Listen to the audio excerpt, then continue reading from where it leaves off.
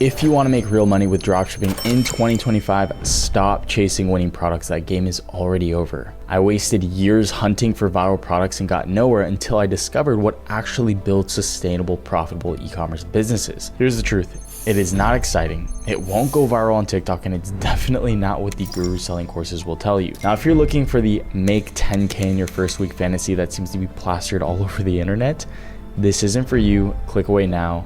Seriously, this video won't help you get rich quick. But if you want to build something that generates consistent profit month after month, a real business that changes your life like it did mine, I'll show you exactly how. Now, the dropshipping landscape has fundamentally changed. What worked in 2020, which was finding random viral products and blasting Facebook ads, simply doesn't work anymore. The businesses that are quietly making 7 and 8 figures today aren't product hunters, they're market servers. Now, through years of testing and optimizing my own dropshipping businesses, I've discovered something that most gurus won't tell you, and that success comes from boring, methodical systems that most people are too impatient to implement. But today, I'm breaking down the exact strategies that separate the 2% of sustainable dropshipping businesses from the 98% that fail, and how you can implement them immediately, even if you're starting from scratch. Now, let me break down what's really happening in dropshipping as of now. So there has been a massive shift in what separates the winners from the losers, and understanding this shift is absolutely crucial if you want to build something sustainable in 2025. I've watched this industry evolve over the past few years, and here's what I've noticed. Dropshipping has split into two completely different approaches. Now, most dropshippers, they operate like gold miners. They're constantly hunting for the next big hit, the next viral product that'll make them rich overnight. They're scrolling through TikTok for hours, jumping from one product to the next, always chasing that dopamine hit of finding something that might blow up. And I get it, because I used to be exactly like this. My weekends would literally basically be endless product research sessions that were really just me scrolling through social media, hoping to hit the jackpot. And my computer was basically a mess of folders filled with potential products, most of which I never even ended up testing. But here is what is fascinating. The dropshippers who are actually making consistent money in 2025, they operate nothing like this. They're more like farmers. They select their field carefully, they build the right crops, they build systems for irrigation and harvesting, and focus on consistent yields rather than one-time strikes. The gold miner approach sounds exciting, right? You're constantly hunting for new products, following every trend, hoping to strike gold overnight. But when a product dies, and trust me, they always do, you simply start over with the next shiny object. One month you could be making $20,000, and the next month you could be making zero. Look at what actually happened in the market over the past few years. Back in 2021, when what happened, the big lockdown, dropshippers were crushing it with viral products. A ton of stores were doing 100K plus months with products like the resistance bands, phone sanitizers, blackhead removers, you name it. But only months later, everything came crashing down. What changed? 3 major shifts. Ad costs doubled practically overnight. iOS updates destroyed pixel accuracy, making it basically impossible to find customers efficiently.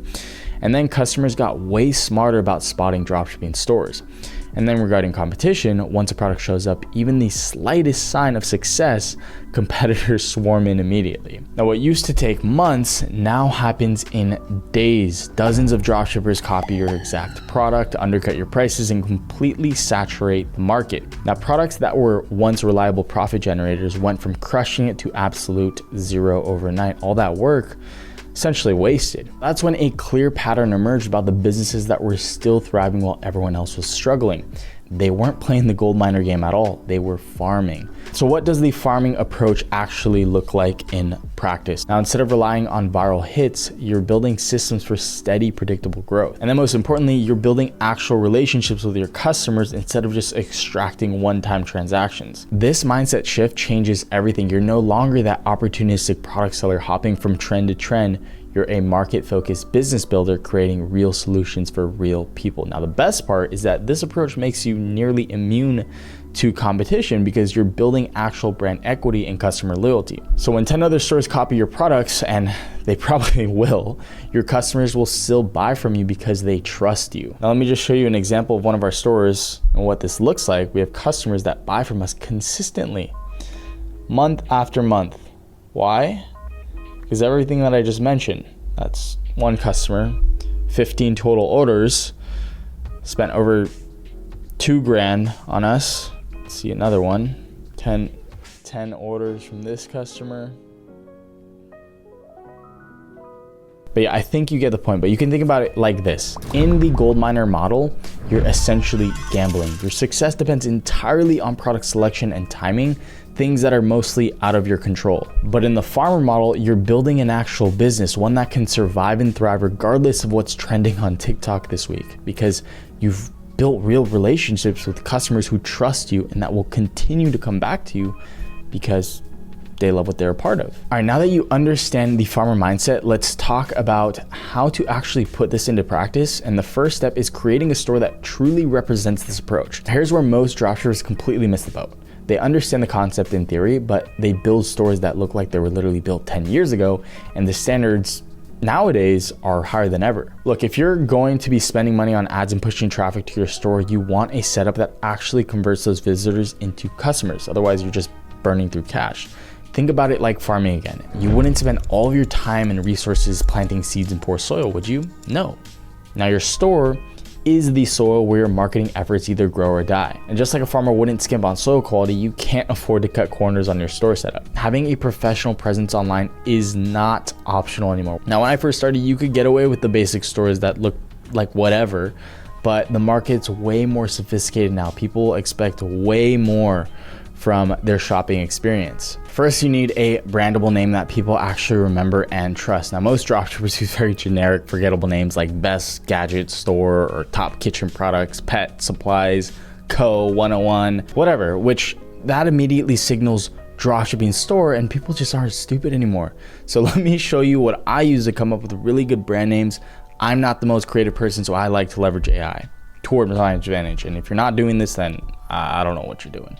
So I like to use this website, it's called Design, and basically I just go to this AI business name generator, describe your business in a few words. So let's just say I sell crochet related products, and then let's see what it comes up with. Yarn Haven, let's go with creative style, go medium, then update, knot and loop.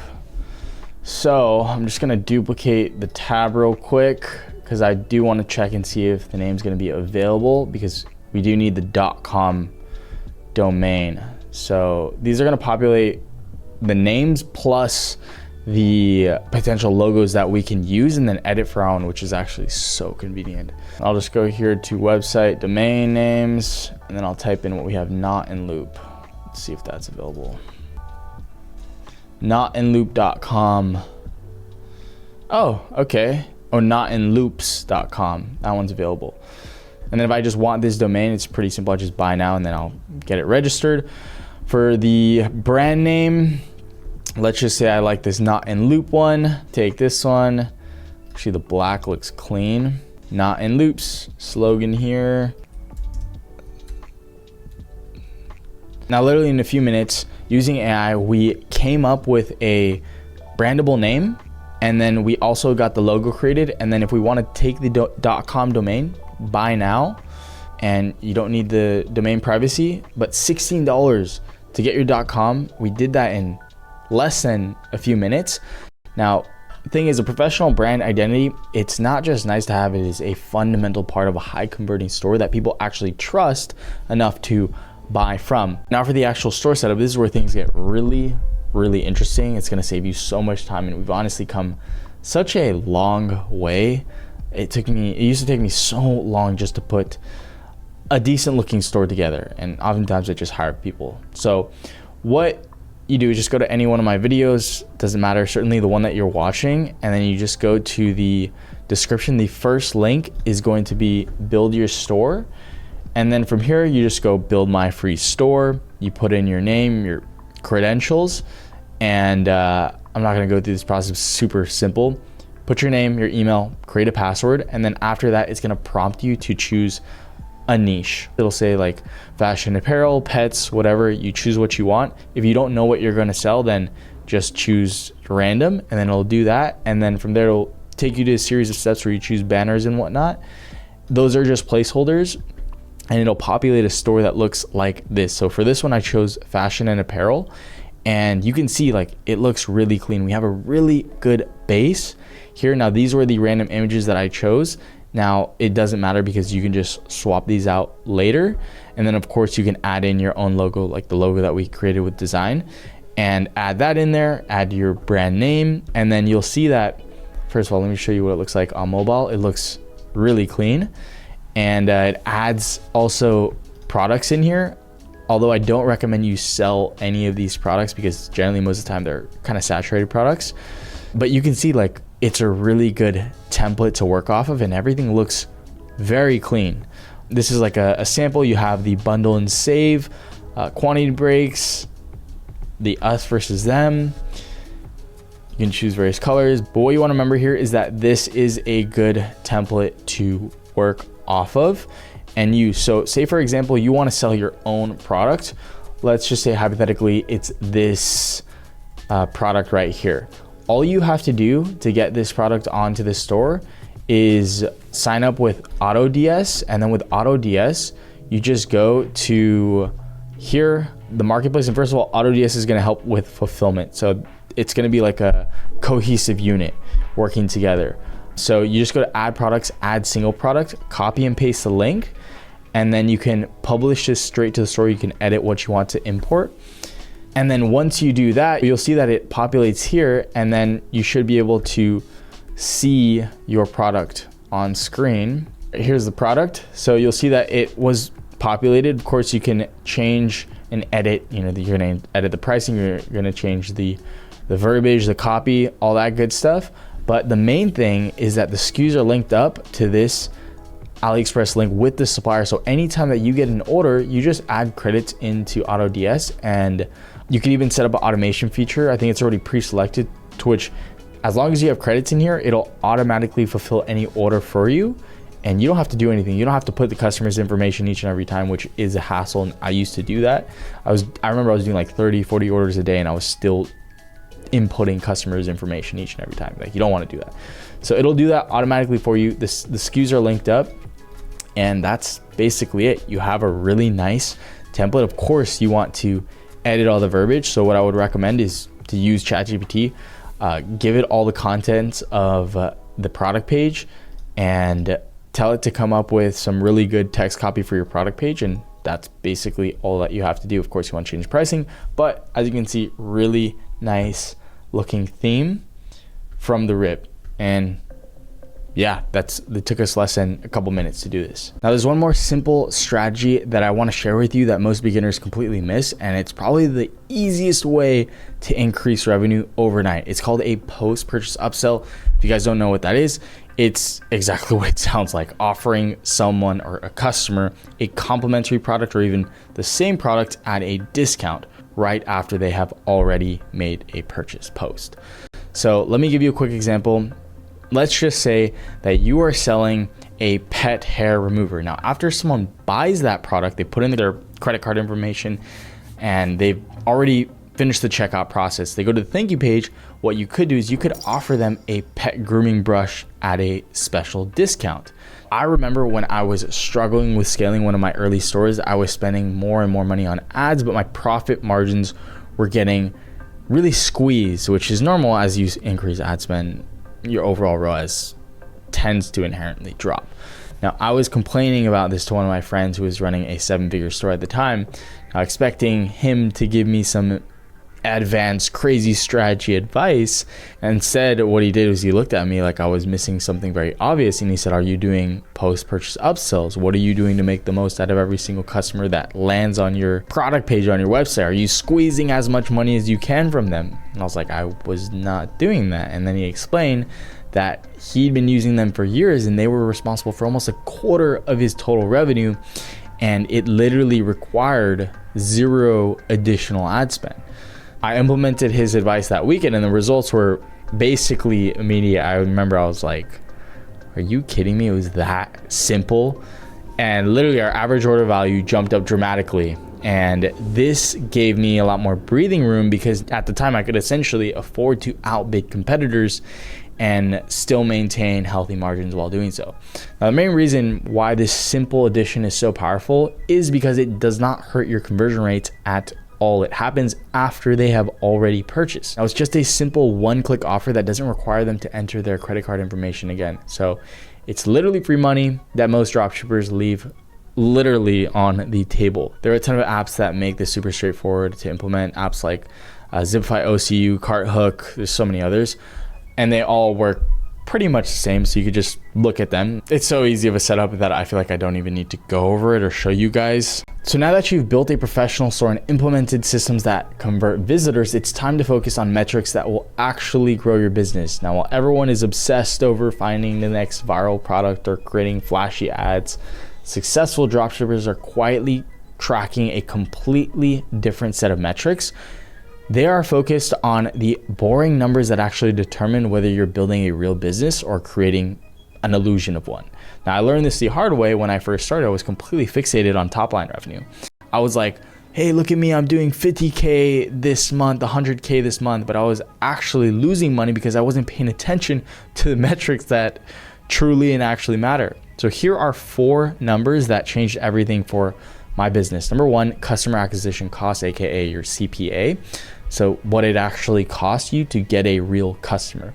2, average order value, your AOV, how much people spend with you per transaction. 3, customer lifetime value, LTV, how much a customer is worth over their entire relationship with you on your website with your brand. 4, your break-even ROAS, the minimum return on ad spend you need to be profitable. Focusing on these numbers will help prevent you from bleeding money while building something that actually lasts. And you can think about the most successful companies that you know. They're not constantly chasing viral moments. They mastered what is called the double revenue approach that most dropshippers completely overlook. First, they maximize what each transaction is worth through strategic upsells and bundling. Then they transform one-time buyers into repeat customers who purchase again and again and again. This creates predictable, consistent revenue that builds real wealth. Now, why do you think software companies charge you a monthly basis? Notion charges you X amount per month. Netflix charges you X amount per month. Why? Because it's predictable revenue. And the thing is, you can apply these exact same principles to your dropshipping business right now as of this moment. So after you set up your store with the right foundation, don't just focus on scaling ads. Take the time to optimize your funnel and understand your metrics. That's where the real profit begins. So just like a smart farmer doesn't just plant more seeds when crops aren't yielding enough, they improve the soil, they optimize irrigation, and they use better farming techniques. Your dropshipping business works essentially the same way. So you want to cultivate what you've already planted, and you'll harvest profits season after season without constantly starting over. So if you guys have the attention span to let me show you how this works in practice, listen up. So let's say you're selling a product for $40. Your cost is $15 and your ad cost to acquire a customer is $12. This gives you a profit of $13 per order, or 32.5% margin. Now, what happens if you can increase your average order value by just 20% through upsells and bundles, and you reduce your ad cost by 15% through better content and creative optimization? Your profit jumps up to $22 per order, a 69% increase in profit without finding any new products or selling any new revolutionary products. This is what I mean when I talk about focusing on boring fundamentals. Most dropshippers constantly hunt for the next winning product when they could easily be doubling their profits by simply optimizing what they already have. So the idea is that when you understand these metrics, you can afford to spend more on customer acquisition or getting that customer, paying to get that customer, than other competitors can. So you can essentially outbid them. So let me show you what I mean with another example on how this plays out. Hopefully you guys aren't getting too bored. So store A sells a product for $30 with no upsells. Their average order value is about $35. Then you have store B, who sells the same product for $30 but has a proper funnel with upsells. Their average order value is $50. So if both stores have the same conversion rate and acquisition costs, Store B can create better content, research more customers, and still be more profitable. So a super powerful lever in this business isn't finding cheaper products or cutting costs. It's increasing your average order value through proper funnel building. So after you find that product, don't just focus on scaling the ads. Take the time to optimize the funnel and understand your metrics. That is where the real profit happens. All right, so from an overview, I guess the real takeaway here is success in dropshipping isn't about finding magical products or secret hacks. As I've been trying to illustrate this whole entire time, I've been very repetitive on purpose. It is more about the farmer mindset, serving specific markets instead of chasing trends, focusing on the metrics that drive profit, and then building a professional store that converts. Now, I wish I had time to cover content creation strategies and paid ads. They are drivers of eyeballs, which is necessary to make money at all. If you don't have eyeballs, then you don't have anything. But I'll cover those in depth in another video that's going to be dedicated to that topic, since they deserve their own spotlight. But regardless, this is a really good starting point. These fundamentals will set you up for success from day one instead of learning the hard way like I did, hopefully. Now, if you're one of those people who's serious about building a sustainable dropshipping business using everything that I just showed you, I'd like to announce that I just opened a few spots, my 10-week mentorship program, where I work directly one-on-one with you to implement these exact systems. Now, the whole point of this program is to help you build something so solid that by the end of our time working together, I can actually invest and put my own money into growing your business. Now, I can only work with around 3 to 5 students per quarter because I'm personally involved in every single step of the way. So hit that link in the description, apply now, and I am looking forward to speaking to you about your application. I hope you guys got something valuable from this video. Thank you for watching. I will see you.